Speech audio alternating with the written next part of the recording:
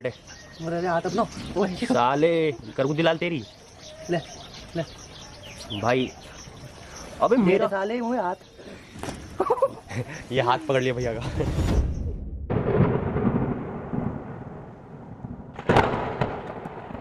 तो हेलो दोस्तों, welcome back in another vlog. और कैसे आप लोग? आई होप सब ठीक होंगे। तो आज हम निकल गए घर से सुबह जल्दी, क्योंकि आज बनाने थे व्लॉग।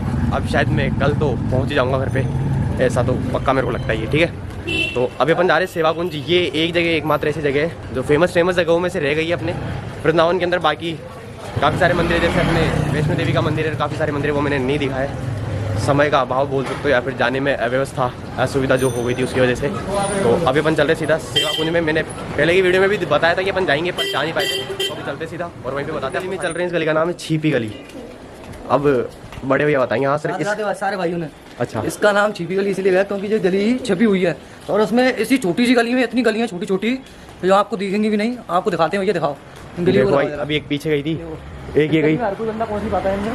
बहुत छोटी सी गली भाई, बिल्कुल। और इतनी गलियाँ हैं, अनगिनत गली है, छोटी सी गली। हाँ, अभी देखो और दिखाता हूँ मैं आपको। एक गली आ गई, देखो ऐसे, मतलब पतली पतली सी गलियाँ हैं। जाने में तुम लोग डर जाओगे। और कुछ आगे से ब्लॉक भी है, काफ़ी ज़्यादा ऐसी गलियाँ हैं जो मतलब मेन रोड के लिए भी निकलती है। पीछे काफ़ी सारी गली रह गई जो मतलब ऐसी बिल्कुल छोटी छोटी सी थी। तो ऐसा कुछ सीन है। बाकी ब्रज की गलियाँ तो आपको ऐसी मिलेगी ज़्यादातर, बिल्कुल बारीक बारीक सी। और अभी देखो सुबह 8 ही बजे और मार्केट अभी पूरा का पूरा बंद पड़ा है। अभी काफ़ी बड़ी लग रही है। हाँ अभी मार्केट खुल रहा है, तो आपने इतनी क्यों रही? हाँ भाई, वैसे ये तो सही है। मार्केट खुलते ही इन गलियों में बिल्कुल भी व्यवस्था नहीं रहती। फिर 2% भी अगर आपको जगह मिली ना चलने के लिए, भाई कार तो तुम यहाँ पे ला नहीं सकते। ठीक है, चल ही सकते हो, तो चलने के लिए भी बहुत कम जगह मिलती है यहाँ पे। चलो भैया, थोड़ी सी दूर और अब अपन पहुँचने वाले सीधा सीधा सेवा कुंज पे। सेवा कुंज का भी बहुत हद तक अपने सिमिलर ही है। किसकी जैसे? निधिवन की जैसे। निधिवन की जैसे बिल्कुल काफ़ी हद तक सेम ही है हिस्ट्री। तो वो मैं आपको वहीं पे चल के बताता हूँ क्या कुछ सीन रहने वाला। तो चलो चलते हैं। सेवा कुंज के रास्ते पे पहुँच चुके, रासलीला स्थली। तो यहाँ पे भी श्री कृष्ण जी ने वही रासलीला रचाई थी जो जो अपने कहाँ पे रचाई थी, भूल गया तो निधिवन में। ठीक है, और भाई देखो व्यवस्था बिगड़ रही है, नाली का पानी आ रहा है सड़कों पे, इसलिए देख के चले, ऊपर ही चले। ये देखो नाली हो रही है ब्लॉक भाई। ऐसा ही यहाँ पे थोड़ी बहुत बारिश आ जाए, कचरा अगर नाली में जम गया ना तो भाई फिर ब्लॉक है नाली, फिर कुछ नहीं, फिर खत्म है भाई। ठीक है, तो अभी चल रहे हैं। ये स्मृति कुंज है, पता नहीं किसका है। तो चलो अभी अपन चलते सीधा सेवा में आ चुके हैं। ठीक है, तो चलो अभी अपन चलते अंदर। ठीक है, तो अभी बज रहे हैं शाम के नहीं, तो सुबह का टाइम हो रहा है। काफ़ी जल्दी आ गए अपन। तो भाई देखो यहाँ पे है बिल्कुल जंगल। वैसे तो इनको पैक कर रखा है बंदरों की वजह से, जाली वगैरह लगा रखी ऊपर तक काफ़ी, क्योंकि बंदर क्या है, फिर क्या चलने वालों को चलने नहीं देते और पकड़ के पीटते हैं। सही में पीटते हैं भाई, पकड़ के। ठीक है, तो यहाँ पर है भाई पेड़। तो ये है सेवा कुंज। ये है वो जगह जहाँ पर श्री राधा रानी और कृष्ण जी राज रचाते थे। और जब राधा रानी जी थक जाती थी तो फिर उसके बाद में श्री कृष्ण जी राधा रानी जी के चरण वगैरह दबाते थे। तो ये है वो जगह। ठीक है, और बाकी आप यहाँ के पेड़ देखो बिल्कुल झुके हुए। ये जितने भी पेड़ है ये सब सखियाँ हैं कृष्ण जी की। और यहाँ पे ऐसा कहा जाता है कि इन वृक्षों की संख्या फिक्स है 16,108। ये वृक्ष है यहाँ पे 16,108 गिनती के वृक्ष है, कमती वत्ती नहीं है, जैसा कि हमने पता किया। और बंदर वगैरह मेरे को देख के डर के भाग जाते, भाई ऐसे मत भागा करो। ठीक है, 16,108 है। और ये कहा जाता है कि ये 16,108 सारी की सारी कृष्ण जी की रानियाँ थी, जिनसे कृष्ण जी ने विवाह किया था। और काफ़ी सही यहाँ पे बतख वगैरह भी आपको देखने को मिल जाएंगे। मैं दिखाता हूँ थोड़ा जूम इन करके। तो देखो बतख वगैरह भी आपको मिल जाएंगे यहाँ पे देखने के लिए, काफ़ी सही है। ये तो आ ही नहीं रहा है मेरे पास, डर के भाग गए। देखो भाई ये वाला बतख थोड़ा सा डैमेज लग रहा है, इसके पंख थोड़े से बिखरे हुए लग रहे हैं। लिहाजा ओए राजा चल घर चल, मेरे घर चल, व्यवस्था बना देते। तो भाई काफ़ी बड़े एरिया में फैला हुआ है। ठीक है, करीबन मेरे हिसाब से 2 से 2.5 एकड़ की ज़मीन के एरिया में फैला हुआ है, और काफ़ी सही फैला हुआ है। और मतलब आज भी एक आ जाता है कि रोज़ रात को राधा जी और कृष्ण जी यहाँ पर आते हैं और रास वगैरह रचाते हैं। तो आंटी आप कहाँ से आए हो? हरियाणा से बेटा। हरियाणा से आए हो? हाँ। आप अकेले आए हो फिर और कोई भी आया साथ? अच्छा, तो कितने दिन का ट्रिप है आपका? मैं 4 से 5 दिन ठहरूंगी। अच्छा, और कैसा लग रहा है आपको? कहाँ पे घूम दिया अभी? अच्छा लग रहा है। मैं तो वैसे यहाँ पहले कई बार आ चुकी हूँ। अच्छा, पिछले साल भी आई थी, कल राधा केली कुंज में गई थी। अच्छा। और आज राधा वल्लभ। अच्छा, राधा वल्लभ जी के बाकी बिहारी। अभी बाकी बिहारी जी की भीड़ हो रही है? हाँ, भीड़ हो रही है। अभी 7:30 बजे खुला है, हम सुबह वहाँ 1 घंटे। अच्छा, 7:30 बजे खुलता है ना। बाकी बिहारी जी का तो यही रास है भाई, भीड़ तो एकदम झकास मिलती है। हाँ। बहुत भीड़ मिलती है बाकी बिहारी जी के। तो ये राजा अपना वेट कर रहा है। और भाई बाकी भैया जी बताएंगे। भैया जी बताओ और क्या जानकारी है आपके पास सेवा कुंज के बारे में? सेवा कुंज ये है कि जहाँ राधा रानी और कृष्ण भगवान अपना रासलीला चाहते हैं, और यहाँ 16,108 पेड़ हैं। अच्छा। जो कि जैसे आप जानते हो कि राधा वो कृष्ण भगवान की सखी थी। अच्छा। इतने ही गिनती के पेड़ हैं यहाँ। अच्छा। और ये ज़मीन 2 से 2.5 एकड़ में फैली हुई है। और इस यहाँ पे जो एक मोहर है, क्या नाम है, कुआ कुंड कुंड क्या नाम है उस कुंड का? ललिता कुंड, जो कि काफ़ी फेमस है, उसको भी दिखाएंगे हम आपको। और इतना ही कहना चाहूँगा मैं फिलहाल तो। दोस्तों ललिता कुंड का कुछ ऐसा सीन है, ये वही कुंड है जब राधा रानी जी को प्यास लगी थी तो श्री कृष्ण जी ने अपनी मुरली से वो कुंड खोदा था, और उसके बाद में राधा रानी जी ने अपनी प्यास बुझाई थी, तो वही कुंड है ये। और यहाँ पर मेन है जहाँ पे राधा रानी जी और कृष्ण जी बैठते रात को थोड़ा विश्राम करते हैं। और ये जितने भी वृक्ष सारे के सारे अपनी गोपियों में परिवर्तित हो जाते हैं, तो ये सारे के सारे वृक्ष गोपियों में बदल जाते हैं। और ये कहना चाहूँगा कि यहाँ पे जैसे निधिवन में तो क्या होता है कि कोई भी व्यक्ति अगर रात्रि को रुक जाता है गलती से, तो वो या तो अंधा, मतलब उसकी स्थिति कुछ ऐसी हो जाती है कि वो कुछ बोल नहीं पाता। और सेवा कुंज में ऐसा है कि अगर कोई व्यक्ति रुक गया रात्रि में, ठीक है, तो वो सीधा परमधाम को सिधार जाता है। वो फिर उसका ये नहीं होता कि अंधे हो गए लंगड़े हो गए, वो फिर सीधा अपने परमधाम को निकलेंगे। और मतलब कुल कहने का मतलब यही है कि अगर रुक जाता है तो वो फिर कहीं पे भी नहीं रुकेगा, वो सीधा परलोक जाके रुकेगा, उसकी सीधी स्वर्ग की प्राप्ति होती है। तो ये सीन यहाँ का अच्छा है। और यहाँ पे समाधि स्थल है, समाधि स्थल क्या, जहाँ पे राधा रानी जी और कृष्ण जी रात्रि में विश्राम करते हैं, ये वही जगह है। ठीक है, तो अभी अपन चलते हैं मंदिर में। मेरे को लगता नहीं कि मंदिर की अपन वीडियो बना पाएंगे, पर देखो जैसा भी रहता है वैसा दिखाते हैं। मंदिर के अंदर आ चुके हैं, फोटो खींचना तो मना है, चलो फिर भी चलने देते हैं, देखते क्या ही सीन है। ऐसा कुछ एंट्रेंस होता है मंदिर का। यहाँ पे समाधि बनी है श्री हरिवंश जी की। बल्ली है बाबा।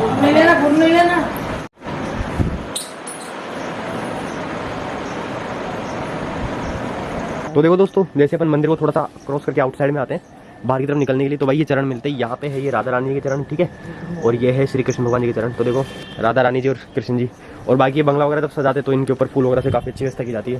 तो भाई मतलब काफ़ी सही लगता है, मतलब किसी जब कभी उत्सव वगैरह होता है, जब कोई भी फंक्शन वगैरह होता है, तब आओ आप, एकदम मंदिर पूरा का पूरा महका हुआ रहता है भाई, बहुत अच्छा लगता है।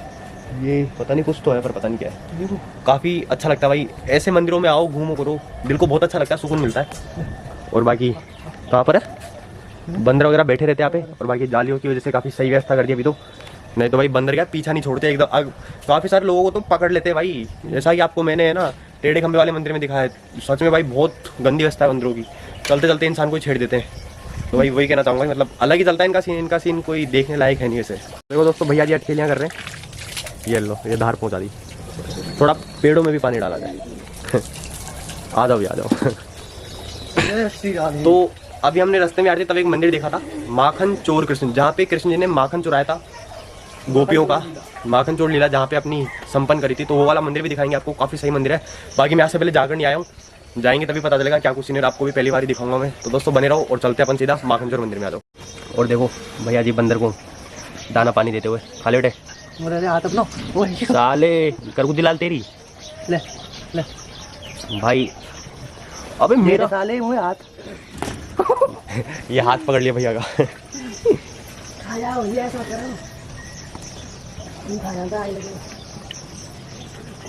ले ये खोलो तो छोड़ दो मैं। धीरे को ये खोलो जो लग रहा है। तो दोस्तों ये कुंडी लगी है, आ मेरे भैया को आ मेरे भैया को खा जा। मार दो भैया के हाथ पे देखो ये हल्का कुछ यहाँ पे देखो ये जो ये लाल लाल जो दिख रहे हैं ना आपको, यहाँ पे मार दी इसने। चलो ये घर चल। हाँ पकड़ इसको, देख ले ये शख्स कौन है, ठीक है, इनको पकड़ के रखना। अब इनको पीटेंगे अपन, ठीक है। देव यार आगे कर दो, चलो आगे कर दो थोड़ा यार, सुविधा से करो यार, ऐसे क्या अच्छा है बहुत है। चलो घर चल, जयपुर चल, चल रहा है क्या के तेरी है।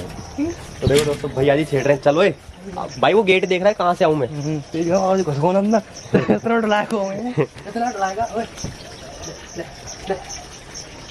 तुम यार क्यों फटे में अपनी उंगली दे रहे हो। चल भैया चल। मारेगा भाई ये, छोड़ेगा और नहीं, अगर इसने एक बार देख लिया ना कि कौन चीज है हम। ये रियल खासियत है बंदर होगी, अगर बंदर ने पहचान लिया ना तुमको, यहाँ पे तुम जाल में छिड़ रहे हो, बाहर अगर तुमने देख लिया बंदर ने, फिर तो तुमको छोड़ेगा नहीं। फिर तो पूरी फौज आ जाएगी यहाँ पे, फौज सेना जिसे बोलते हैं, वो पूरी की पूरी सेना आ जाएगी यहाँ पे तुम्हें पकड़ने के लिए। यही होता है भाई बंदरों के हिसाब से तो। और आपको भी ललिता कुंड भी दिखाते हैं, वो कुंड पे भी आने वाला है। चलो चलते हैं। तो दोस्तों यही है ललिता कुंड। कहाँ पर? हाँ भाई मछली भी है इसके अंदर, आपको दिखेगी नहीं यहाँ से, पर हमें अपनी नज़रों से दिखेगी। एक मछली भी है इसके अंदर। तो भाई यही वो कुंड है जहाँ पे कृष्ण जी ने राधा जी के लिए खोदा था और पानी वानी की व्यवस्था करी थी, ठीक है। तो अभी चलते हैं। वो देखो वो आ गई, ऊपर आ गई मछली। वो जो पीछे जो लकड़ी से पड़ी उसके पीछे ये मछली भाई दिख नहीं रही। भाई काफ़ी सही है। तो यहाँ पे गुम्बद वगैरह से बनाई हुई है बाहर की तरफ। तो चलते अभी।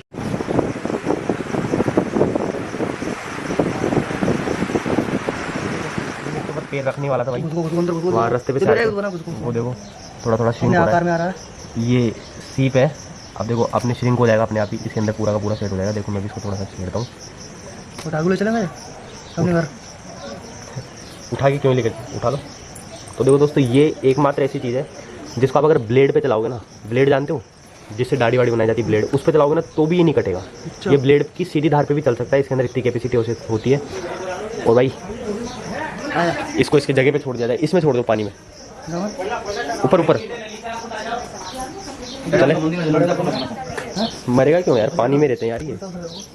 तो दोस्तों ये पानी में रहते हैं। और अभी अपन चलने वाले सीधा माखन चौर। फिर बाद में भैया जी ने बोला कि मोनी बाबा के चलने की व्यवस्था बन सकती है क्या? ज़्यादा दूर थोड़ी अपने घर से, ठीक है। तो वहाँ पे भी चलेंगे। उनके कछुए वगैरह बता रहे हैं तो वो भी मैं दिखाऊंगा आपको। तो चलो चलते हैं। देखो दोस्तों सेवा कुंज में यहीं पर पानी वगैरह मतलब बंदरों को दाना पानी डाला जाता है। यहाँ पर सेवा चल रही है सेवा कुंज में। Sorry disturb please, sorry sorry sorry sorry. सेवा कुंज से निकले और आगे आ चुके अपने माखन चौर बाबा और नंद भवन है क्या? माखन चौर मंदिर है, ट्रेन आ चुकी है। बाबा जी राधे, कुछ पूछना चाहते हैं आपसे? अरे मुझसे क्या पूछेंगे, गर्मी पड़ रही है, दर्शन कर लो यार, पूछेंगे। ये मंदिर पुराना प्राचीन वाला ये नहीं, यही है बाबा जी? यार चप्पल पहन जाएंगे अंदर? हमको चप्पल पहन जाएगा नहीं, यहीं पे खोल दे, ठीक है।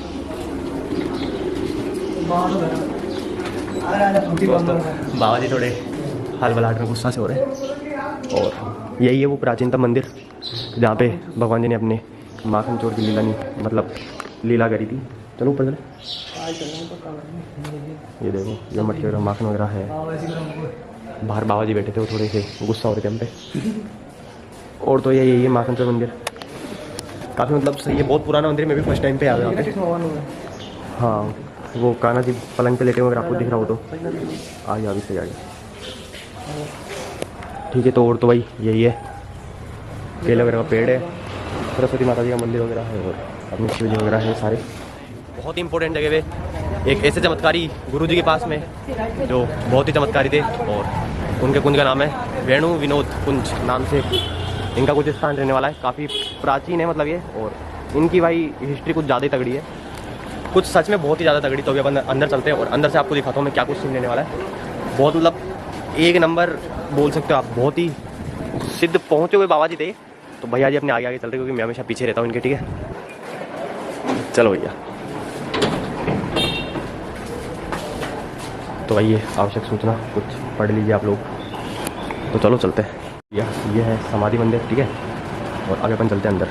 चल दोस्तों आवाज़ थोड़ी मेरे को रखनी पड़ेगी कम क्योंकि बहुत एकांत जगह है, ठीक है। तो ये है श्री बालकृष्ण दास जी महाराज। भाई बहुत ही चमत्कारी महाराज है ये। इनको साक्षात राधा जी और कृष्ण जी की प्राप्ति हुई है। ये उनमें विलीन हो गए थे और अंत में जाके जब इन्होंने अपना देह त्यागा था तो इनके अंदर से ज्योति निकली थी जो साक्षात श्री राधा कृष्ण जी के अंदर समाहित हो गई। तो है बाबा जी का। ये मेरे नाना जी के गुरु जी हैं, बहुत ही पहुँचे हुए बाबा जी, काफ़ी अच्छे। और आपको इधर से दिखाता हूँ, यहाँ से इनकी जितनी भी जीवन शैली है उनका पूरा का पूरा चित्रण चित्र के सहित यहाँ पे दर्शाया हुआ है।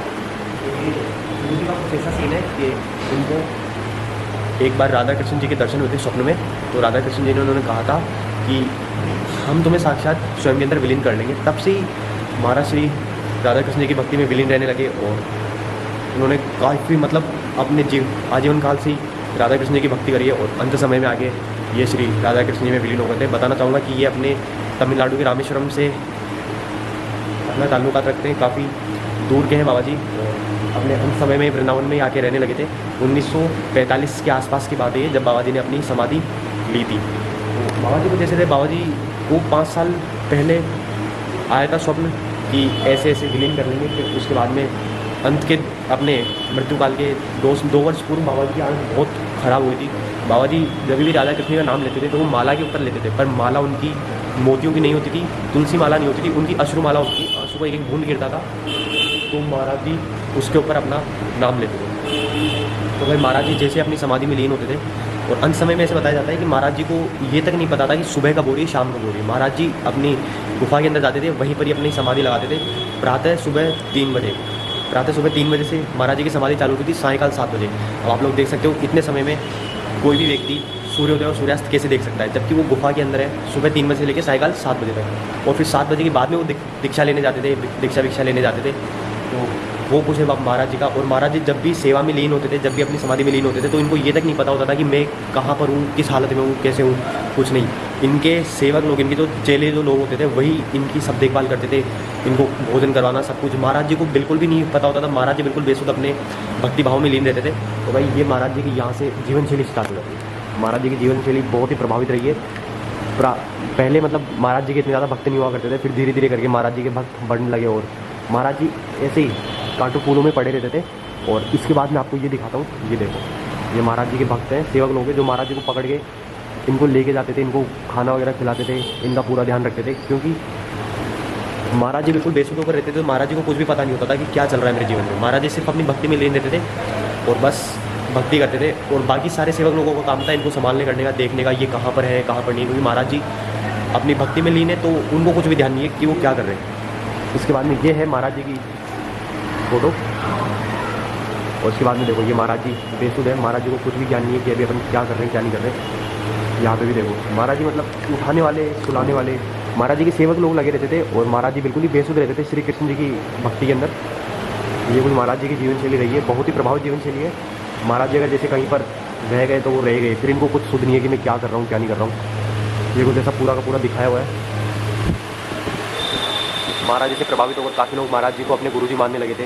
और ये देखो ये महाराज जी को पकड़ के बैठे, महाराज जी मतलब कहीं पे बैठ गए तो बैठ गए। और इसके बाद में चालू होती महाराज जी की, मैं अभी आपको बताऊंगा महाराज जी ने जो भी चित्र वगैरह बनाए, जो भी पेंटिंग वगैरह करी है, वो सब अपने हाथों से करी है, बिना किसी की सहायता से। और इतनी प्यारी पेंटिंग है, आपको खुद को भी विश्वास नहीं होगा कि ये पेंटिंग हाथों से बनाई हुई है। ठीक है, तो वो मैं भी आपको दिखाने वाला हूँ, एक एक करके देखना। बहुत अच्छी पेंटिंग बनाई महाराज जी ने। तो ये देखो ये सारी की सारी पेंटिंग जो है ये सब कुछ महाराज जी के हाथों से बनी हुई है, ऊपर से लेकर नीचे तक। अब आप लोग कह नहीं सकते कि महाराज जी के हाथों से बनी हुई है भाई। देखो महाराज जी ने खुद ने अपने हाथों से बनाया है, बिल्कुल एक एक नक्काशी छाट के बनाई हुई है। काफ़ी सुंदर पेंटिंग है भाई।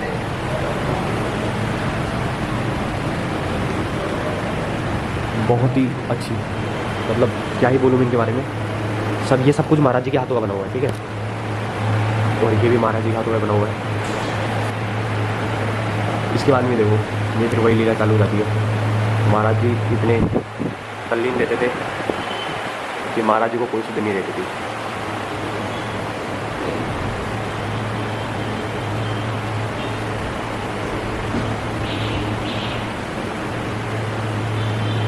और भाई ये महाराज जी के बचपन की फ़ोटो है, ये उनके माता जी है, पिताजी वगैरह हैं। और ये महाराज जी समाधि में, ये महाराज जी की कुटिया है, पर्ण कुटी, जिसमें महाराज जी निवास करते थे। और इसके बाद में ये है, ये तो महाराज जी है अपने उल्टे हाथ की तरफ, और सीधे हाथ की तरफ महाराज जी के छोटे भाई है। ये दोनों भाई हैं। और महाराज जी तमिलनाडु के थे, तो महाराज जी ने काफ़ी सारी जगहों पे जाके संकीर्तन वगैरह किया था, लोगों में एकजुटता का भाव उत्पन्न किया था, और काफ़ी लोग इनके भक्त चेले भी बने थे। तो मैं बताना चाहूँगा महाराज जी एक बार अपने परिवार वालों के कहने पे पुनः रामेश्वर दर्शन करने गए थे, क्योंकि महाराज जी तमिलनाडु रामेश्वर से ही ताल्लुकात रखते थे। तो जब वहाँ पे दर्शन करने गए तो इनकी माता जी इन्हें देखे बहुत ही ज़्यादा भाव विभोर हो गई थी। और जैसे ही इनको देखा तो बहुत ज़्यादा भाव विभोर हो गई। तो महाराज जी को उन्होंने साक्षात नहीं देखा, पहले महाराज जी की जो प्रतिबिंब है उन्होंने पहले जल के अंदर देखा, फिर उसके बाद में साक्षात देखा। ये देखो ये होता है एक मातृ प्रेम, जब माता अपने पुत्र से मिलती है इतने वर्षों बाद में, तो फिर ऐसे ही होता है। और इसके बाद में ये है महाराज जी की मेन समाधि, महाराज जी की तस्वीर है ये। वही ऐसा कुछ जीवन शैली रही है श्री बालकृष्ण दास जी महाराज। इनका नाम अली था, अली नाम इनका पड़ा क्योंकि भगवान ने इन्हें दर्शन दिए थे, तो भगवान ने इन्हें अली कहकर संबोधित किया, अली। तब से ही महाराज जी को अली नाम से बुलाते हैं, अली बाबा नाम से। और ये मेरे नाना जी के गुरुजी है, तो अगर शायद मैं मेरे नाना जी को लेकर आता तो वो और भी अच्छा बता सकते थे, और अगर मामा श्री को भी लेकर आता तो भी और भी अच्छा बता सकते थे। पर अभी हम क्या है कि थोड़ा जल्दबाजी में थे, इस वजह से ला नहीं पाए। तो अभी अपन निकल रहे बाहर की तरफ। तो सच में मतलब बहुत ही प्रभावित इनका जीवन काल रहा है, बहुत मतलब। और इनका जो आश्रम है वो अपने सीधे राधा दामोदर मंदिर के बिल्कुल टच करके ही है। यहाँ पे तमाल कुंज, सेवा कुंज तो वैसे ही है, बाकी तमाल कुंज है, वेणु विनोद कुंज भी इसे बोलते हैं। तो भाई काफ़ी सही है, मतलब मेरे को काफ़ी अच्छा लगा यहाँ पे आके दर्शन वगैरह करके, काफ़ी सही लगता है। इधर से चलोगे? चलो इधर से चलते हैं। 9:30 बज चुके हैं और भीड़ का आवागमन बहुत तीव्र गति से हो रहा है, बहुत ज़्यादा भीड़ है तगड़ी वाली, बहुत मज़ा आ रहा है। पीछे भैया हॉर्न दे रहे हैं और हम साइड में हट नहीं रहे, बहुत गजब की भीड़ हो रही है भाई। आप लोग खुद देख सकते हो, सुबह 9:30 बजे का यही सीन है, मतलब सुबह यही है 9 बजे के बाद में, और 11:30 बजे तक दिन में ऐसे भीड़ चलती है दर्शन वगैरह के लिए। तो अभी अपना काम हो चुका है, अभी अपन चल रहे सीधा घर पे, मौज मस्ती करेंगे, फिर बाद में निकलते सीधा मोनी बाबा के लिए। मोनी बाबा बहुत चमत्कारी बाबा है, उनकी भी पूरी हिस्ट्री बताने वाला हूँ मैं। सारे बाबा जी एक दिन में कैप्चर कर लेंगे अपन, ठीक है। तो अभी चलते सीधा, और भाई ये लगा के ताकि यहाँ पे कार वगैरह ना सही आगे से। तो चलो चलते। देखो दोस्तों, बंदर लेकर जा चुका है चश्मा लेके जा चुका है भैया। चश्मे की दुकान सामने बनवा लो। कहाँ पर है? ये चश्मा ले जाते हैं, ऐसा बनाओ तो। चश्मा ले गए, बताओ यार। कैमरा तो भैया, कैमरा तो 60,000 का, इसको ले जाएगा तो पहले तो कह रही थी कि मैं बंदरों को पकड़वाऊंगी। अच्छा। परंतु अब जीतने के बाद धर्मेंद्र दोबारा पकड़ लिया और धर्मेंद्र को पकड़ लिया है, और वैष्णो माता की गुफा में चली गई है वो 5 साल के लिए। गुफा में? हाँ, वैष्णो माता की गुफा में चली गई। नाम तो मेरा मालूम है ना। नाम पता? नाना जी हमारे। हाँ, नाम तो मालूम है। हाँ, सही तो कह रहे हैं। पहुंची ऐसी है ये। हाँ। अच्छा, और अब वो वैष्णो माता की गुफा में चली गई है, अब तो अगले 5 साल बाद ही निकल के आएंगी। स्टैंड हटाओ नाना जी, स्टैंड हटाओ। अगले 5 साल बाद ही निकल के आएंगी वो, अच्छा, और जब तक अन्न जल कुछ भी ग्रहण नहीं करेंगी वो। ऐसी बात है। अब जीतने के बाद नहीं चली जाती हैं। तो देखो दोस्तों, जनता में आक्रोश है बंदरों को लेके, कुछ किया जाए बंदरों और का। जिसका जाता है, इंसान मरता है, उसी को मालूम पड़ती है। परंतु नेताओं का भी कोई नहीं मरा है, ना घर का मरा है, ना सही बच्चे बात है। तो भैया की दुकान पे आए थे, चप्पल ले लिया अपन ने दीदी के लिए, ये वाली चप्पल ली है, काफ़ी सही लग रही है भैया जी। अगर साइज़ का इशू आएगा तो मैं चेंज करवाने आ जाऊँगा, ठीक है। और सही हमारे बड़े भैया भी लाइन में लग रहे हैं। ये देखो, ये तो नाम ही है, या तो ये वाली लेने की सोच रहे हैं या फिर ये वाली लेने की सोच रहे हैं, दोनों कंपनी की है। इसमें कलर लेने जा रहे भैया जी, क्योंकि व्हाइट कलर में काफ़ी ज़्यादा गंदी हो जाएगी। तो भैया आप कितने साल से लगा रहे हो दुकान? 52। हाँ, 52। अच्छा, 52 वर्षों से पुश्तैनी नहीं दुकान ही है। अच्छा, और भाई काफ़ी सही आर्टिकल मिलते हैं भैया के। भैया जी की कहाँ पर है दुकान भैया? रेतिया बाजार, निधवन टेम्पल के पास। रेतिया बाजार में, निधवन मार्केट में। निधिवन मार्केट में। और जगह में भी आपको दिखा दूंगा, तो मिलते हैं थोड़ी देर बाद। तो भैया ने लिया ये वाला 8 नंबर नहीं लिया, 9 नंबर लिया है भैया ने, पैक कर दिया। तो अभी अपन चलते घर पे सीधा। साथ में इंसान में भी लड़ाई हो रही है, लड़ाई। चलो भैया, सुबह सुबह यार जो तुम ऐसे काम करते हो, सुबह सुबह लड़ाई चालू कर देते हो यार, क्या ही करें। तो भैया जी आपने जो चप्पल ली है, सच सच बताना आपको पसंद आई नहीं आई? पर ले ली फ्लो में ले ली। तो दोस्तों चप्पल काफ़ी अच्छी है, काफ़ी बढ़िया क्वालिटी की। और कलम ने पूछी थी, जो मैंने दीदी के लिए चप्पल ली है, वो कलम है 350 रुपये की बताई थी, 399 रुपये उसके ऊपर MRP थी, ठीक है। तो बस यही कहना चाहूँगा कि कलम ने नहीं ली, और उसको गोली दे दी थी कि हम कल सुबह आके तो ले जाएंगे। और आज हमने दूसरी दुकान से ली, तो पूरा 100 रुपये का प्रॉफिट हुआ है हमारे। हालांकि मैं ये नहीं कह सकता कि प्रॉफिट हमारे हुआ, प्रॉफिट दुकान वाले के भी हुआ है, लेकिन हमको भी बहुत प्रॉफिट मिल गया। हाँ, फिर भी 100 रुपये बच जाते तो काफ़ी सही सीन रहता है। आज हमने 250 रुपये की चप्पल ली, 320 रुपये बता रहे थे, 250 रुपये की उठा लेंगे, ठीक है। तो अभी अपन चल रहे घर पे, और घर पे चल के देखते क्या करना है। चलो चलते।